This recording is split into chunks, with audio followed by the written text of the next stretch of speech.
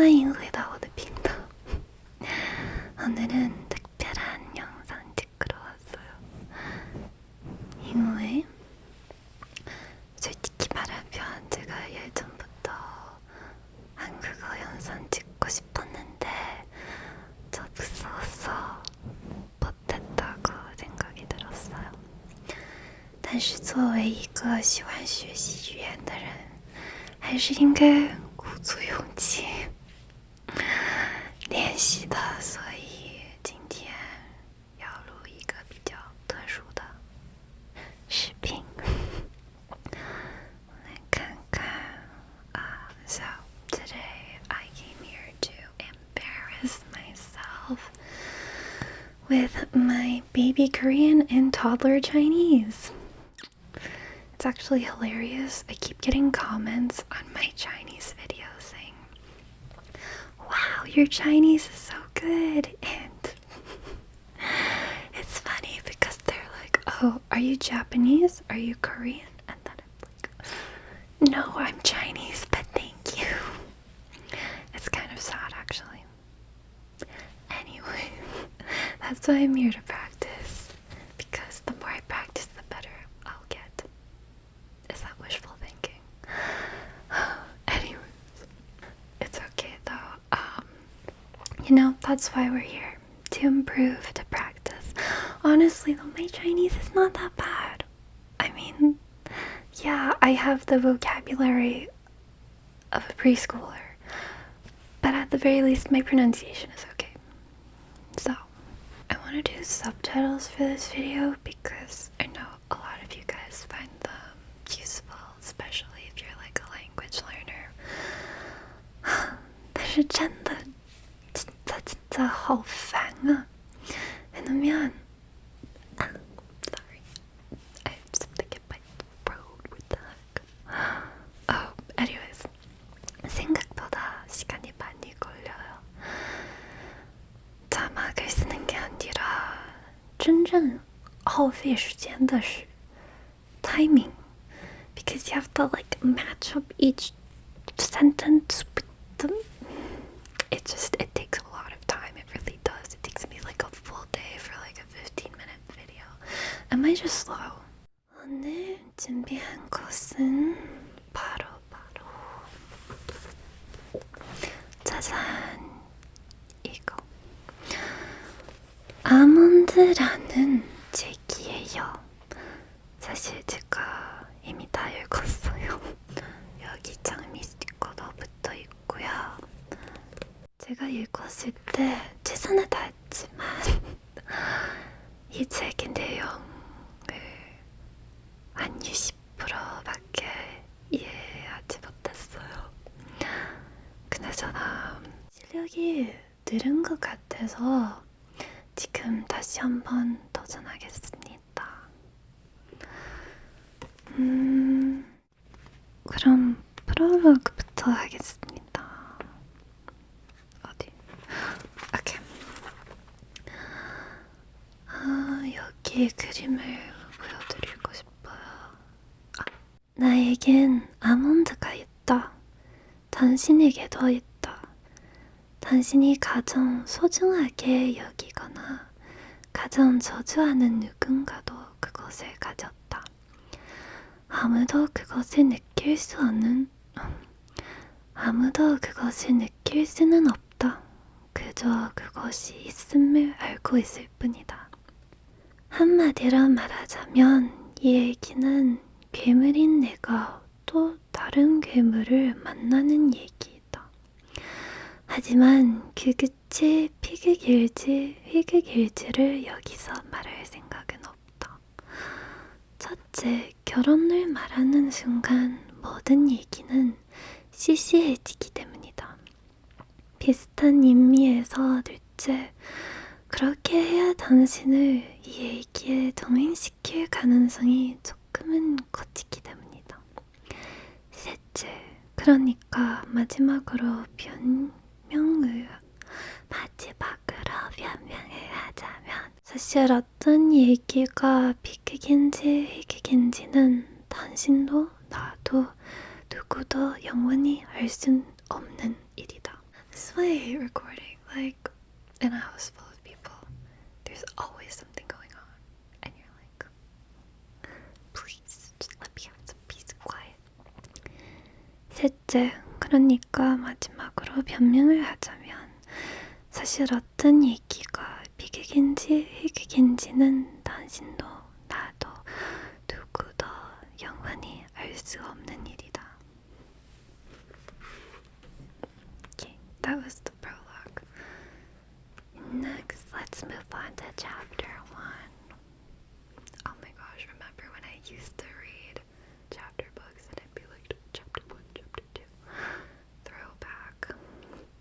Sorry, got distracted. 그날 한 명이 다치고 6명이 죽었다. 먼저 엄마와 할멈, 다음으로는 남자를 말리러 온 대학생.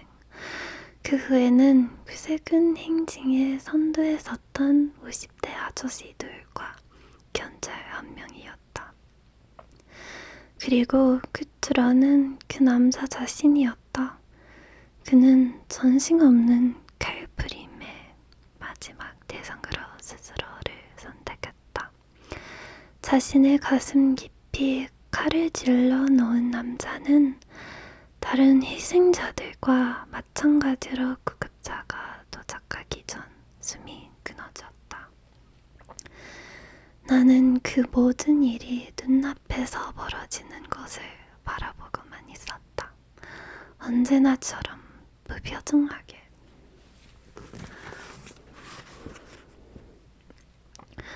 첫 번째 사건은 6살 때 일어났다.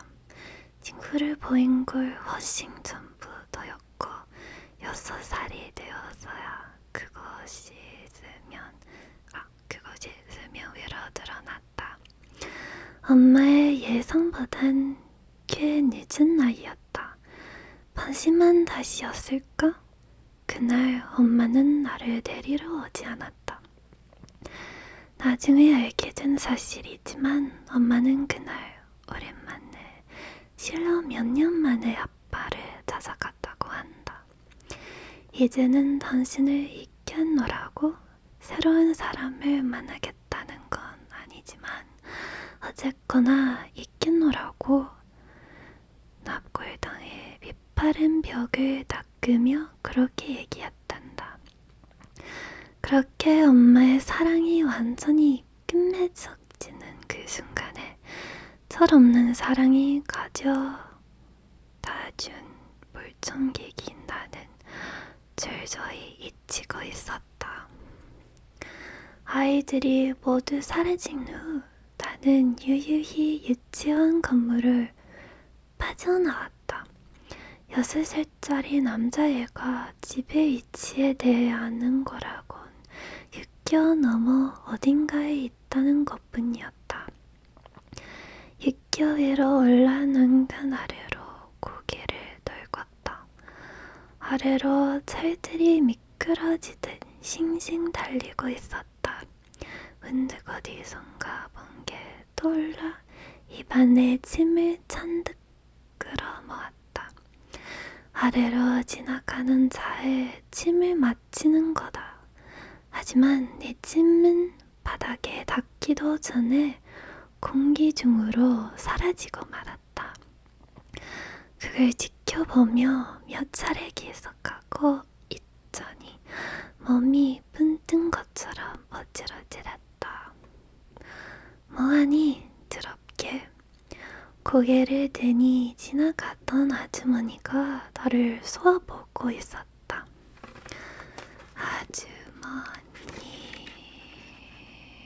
아주머니는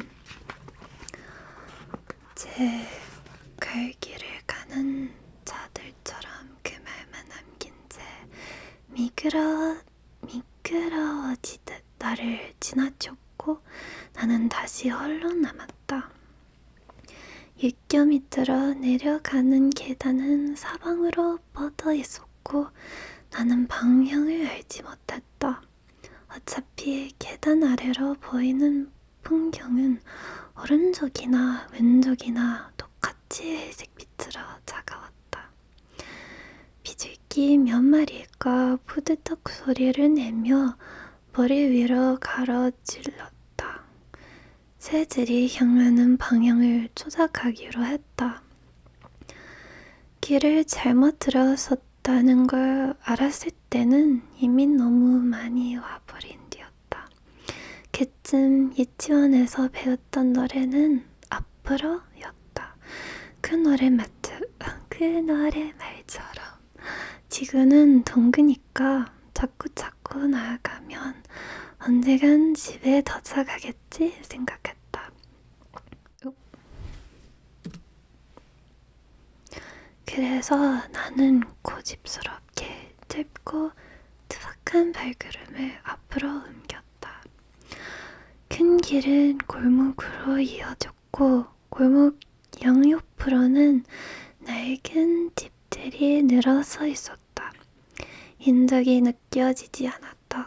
무너져가는 시멘트 벽 여기저기에 알 수 없는 붉은색 숫자며 공가라는 글자 따위가 적힌 게 보였다.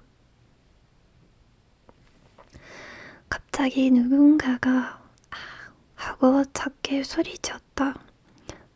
였나? 였나? 였는지도 모른다. 아무튼 작고 짤막한 외침이었다. 소리가 나는 방향으로 걸어갔다. 점점 소리가 가까워졌고 그 외침은 으가 되었다가 이가 되기도 했다.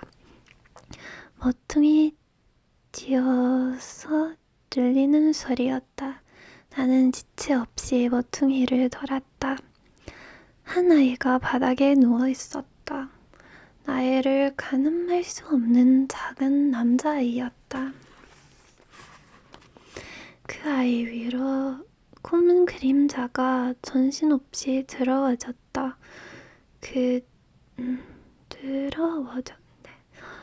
걷어졌다 하길 반복했다. 아이는 막고 있었다. 짧은 외침은 그 아이가 내는 게 아니라 그 애를 둘러싼 그림자들에게서 기합처럼 터져나오는 소리였다. 그들은 아이에게 발길질을 하고 침을 뱉었다. 나중에서야 그들이 고작 중학생이었다는 걸 알았지만 그때 내 눈에 비친 그림자들은 다 큰 어린처럼 길고 거대했다. 아이는 이미 맞은 지가 너무 오래된 듯 저항을 하지도 소리를 내지도 못했다. 그저 황급 인형처럼 이적저적으로 내팽개쳐지고 있을 뿐이었다. 그들 중 한 명이 마블이 동작처럼 아이의 옆구리를 내리찍었다. 그러고 나서 그들은 사라졌다. 빨간 물감을 뒤집어 쓴 것처럼 아이의 온몸이 피로 물들었다. 나는 아이에게 다가갔다. 나보다 나이가 많아 보였다. 11살이나 12살, 그러니까 내 나이의 2배쯤. 그런데도 형이라는 생각은 안 들고 아이인 것만 같았다. 아이의 가슴이 갓 태어난 강아지처럼 짧고 얕은 숨으로 빠르게 들썩거렸다. 꽤 위험한 상황이라는 것쯤은 알 수 있었다. 나는 모퉁이를 다시 돌아 나왔다. 여전히 인적은 없었고 회백색 벽 위에 붉은 글씨들만이 눈을 어지럽혔다. 한참을 헤맨 끝에 겨우 작은 구멍 가게가 눈에 들어왔다. 미닫이 문을 열고 안으로 돌아가 주인 아저씨에게 말을 걸었다. 아저씨, 텔레비전에선 가족 오락관이 나오고 있었다. 아저씨는 텔레비전을 보며 낄낄대느라 내 목소리를 듣지 못한 것 같았다. 기말개를 한 출연자들이 앞 사람의 입모양만 보고 단어를 알아맞히는 게임이었다. 전달해야 한 단어는 전전긍긍이었다. 그 단어는 왜 기어나는지는 모르겠다. 나는 그때 전전긍긍이 무슨 뜻인지도 몰랐으니까. 어쨌든 젊은 여자 출연자가 자꾸만 엉뚱한 단어를 얘기해서 방청객과 가게 아저씨의 웃음을 자아내고 있었다. 결국 주어진 시간이 종료됐고 여자 팀은 그 문제를 놓쳤다. 아저씨도 아쉽다는 듯 입맛을 다셨다. 나는 다시 아저씨 하고 불렀다. 응? 아저씨가 고개를 돌렸고 나는 골목에 누가 쓰러져 있어요 라고 말했다. 아저씨는 그러니? 라고 대수롭잖게 대꾸하곤 자세를 추스렸다. 텔레비전에선 역전이 가능한 점수 높은 문제를 걸고 양팀이 대결하려는 참이었다. 어쩌면 죽을지도 몰라요. 나는 매대 가지런히 진열된 캐러멜을 만지작거렸다. 그래? 네, 그래요. 그제야 아저씨의 시선이 내게 향했다. 무서운 얘기를 참 태연히도 하는구나. 거짓말하면 뭐 쓰는 거야.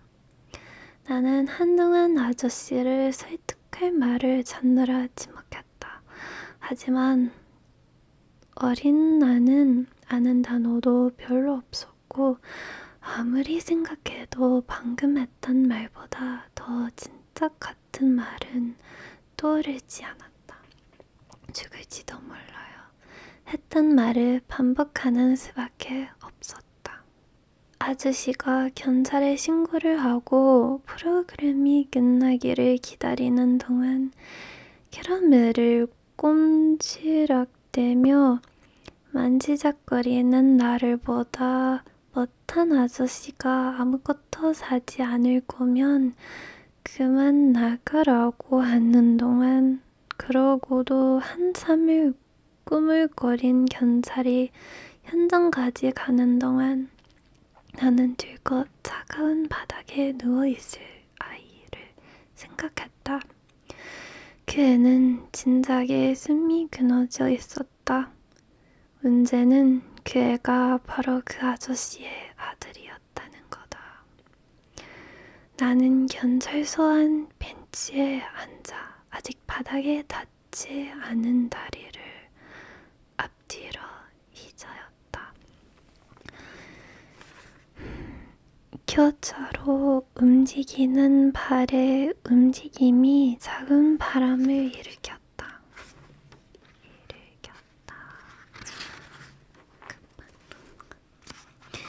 이미 깜깜한 밤이었고 졸음이 밀려왔다. 까무룩 잠이 들려는 순간 엄마가 경찰서 문을 밀고 들어섰다. 나를 본 엄마는 통곡하며 내 머리통을 아프도록 쓰다듬었다. 성공의 기쁨이 채식기도 전 다시 경찰서 문이 벌컥 열렸다.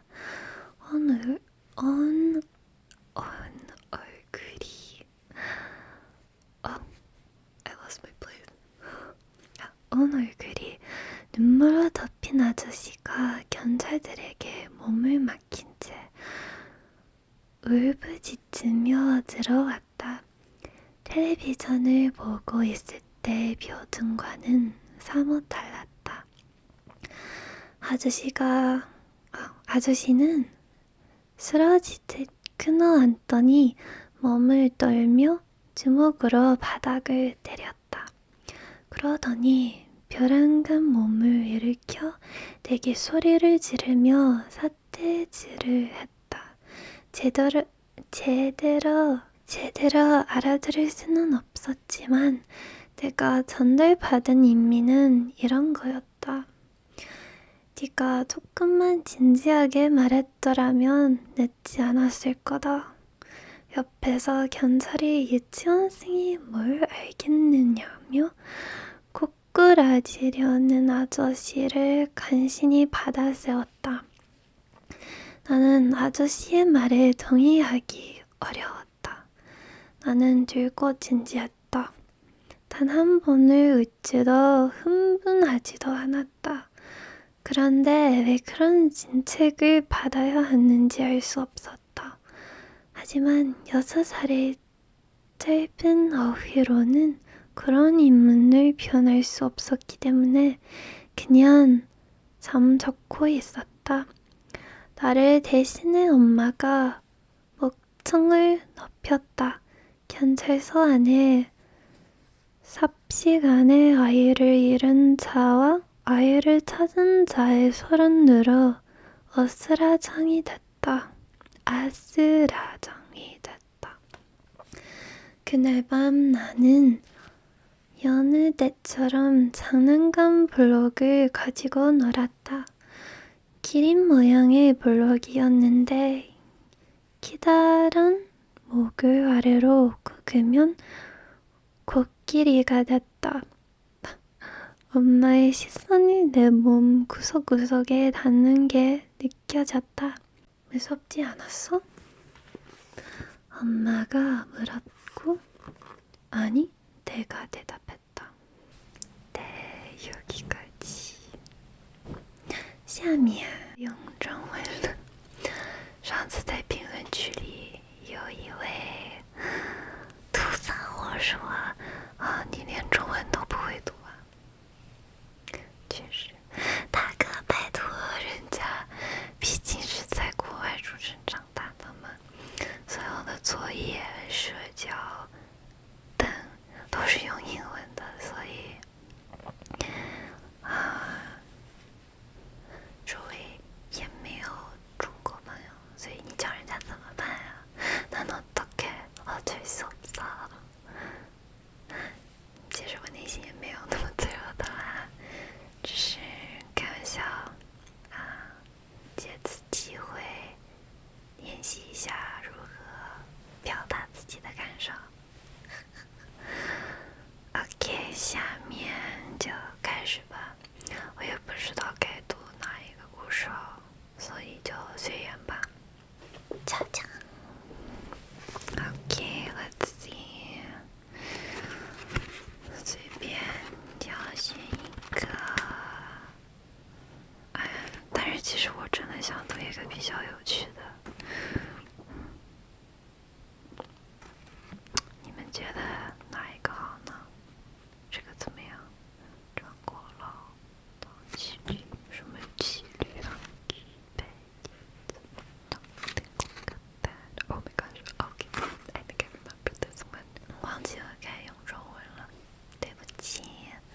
为什么整天就这样子不停的？这个故事叫《皇帝4张脸》。看得见吗？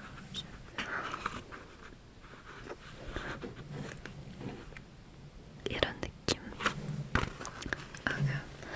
其实给你们这样子看也是有点困难的，但是尽力吧。皇帝是中央的天帝，他在位的时候不喜欢战争，但是四方总有些作乱的，这使他不得不倍加注意。皇帝有4张脸，这给他查看四方带来很大的方便，可以把四方的情况都看清楚了。有一次，蛇身人面的天神二父唆使他一个叫魏的臣把斗鱼给杀害了。皇帝看到以后，立刻令人把魏抓起来，之后把他绑在树上，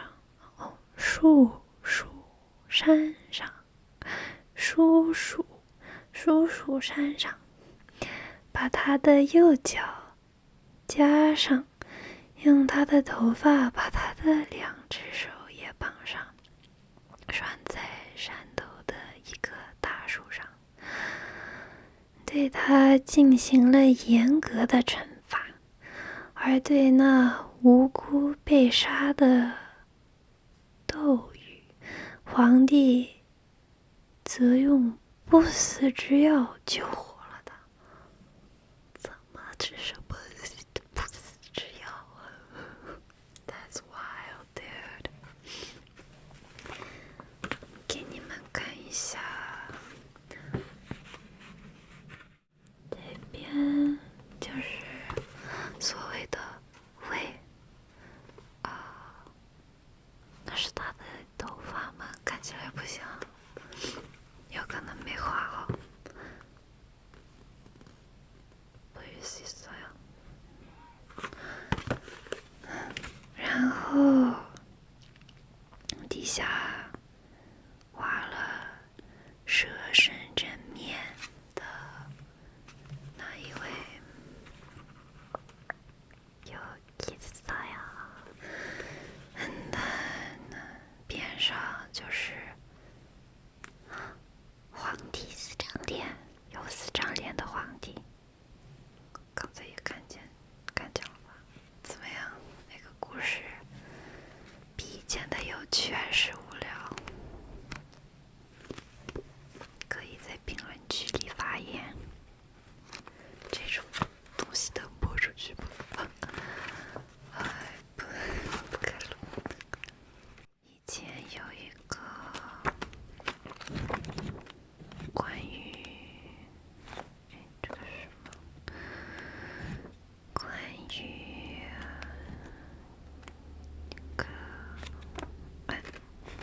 是这个吗？有话是逐梦。어땠어요？在后面吧，红线音乐的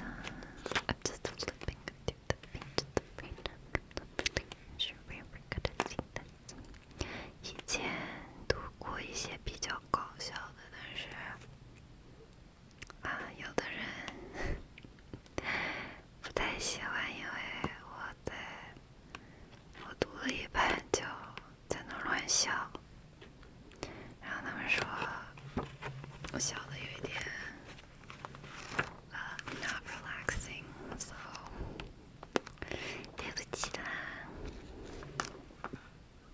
Oh my goodness, here is a classic, very 典型的故事。Is that right? 典型。Anyways, it's called 嫦娥奔月。This title I can actually read.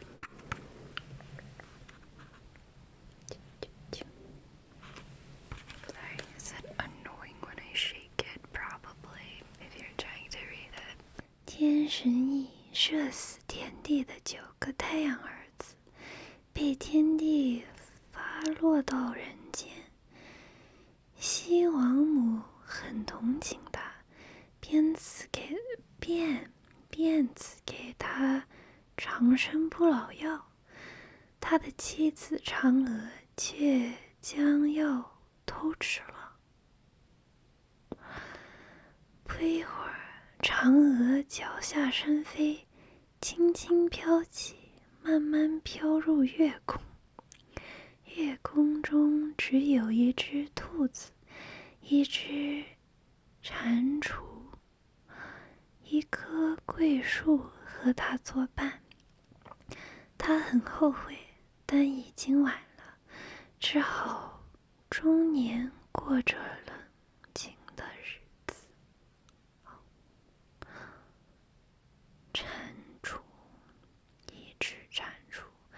蟾蜍是什么？是不是应该 search 出来？要不然说不过去啊。上次很多词我不知道，但是也没查出来。这次应该查蟾蜍，猫也有蟾蜍，怎么拼的 CGN？ 哎呀，我的这个 keyboard 为什么那么 annoying 啊 ？OK， 左边一个像中样的那个，你知道我在说什么吗？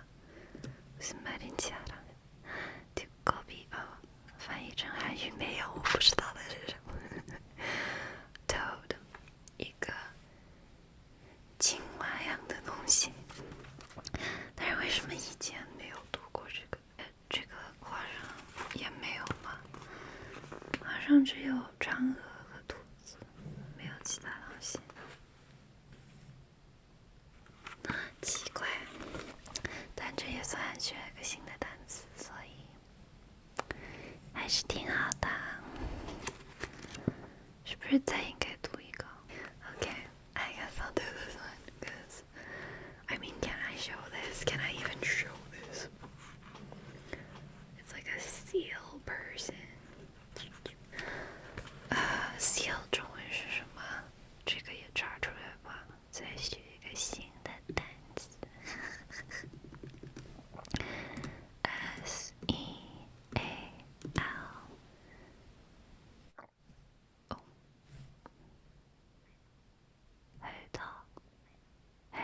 海豹 like a sea leopard, right? Let me just make sure this is correct.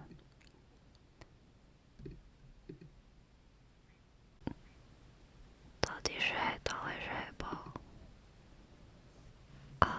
对不起，为什么海豹 seal 海豹柔丽国人。在北方海外有一个国家叫柔丽国，柔丽国又叫牛丽国，或者是叫琉璃国。柔丽国在生木国的西面，柔丽国的人比木国的人还特别。柔丽国的人全身没有骨头，好像长的都是肉。从上身看，他们长得像一条紫肉一样，向上弯弯着，一只脚也是软软的，像一条竖着的肉，向后弯弯着，一只手一只脚。究竟怎么活动？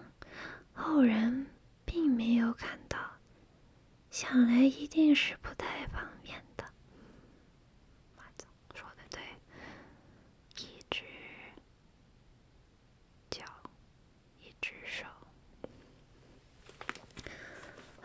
刚才费那么大劲，search出来海豹，最后也不是海豹，是一种像蚯蚓样的人物。OK， cool。视频已经录了50分钟了，估计能用的也就是20-30分钟吧。但是I hope you guys enjoyed this video. I know it's all over the place, and I will see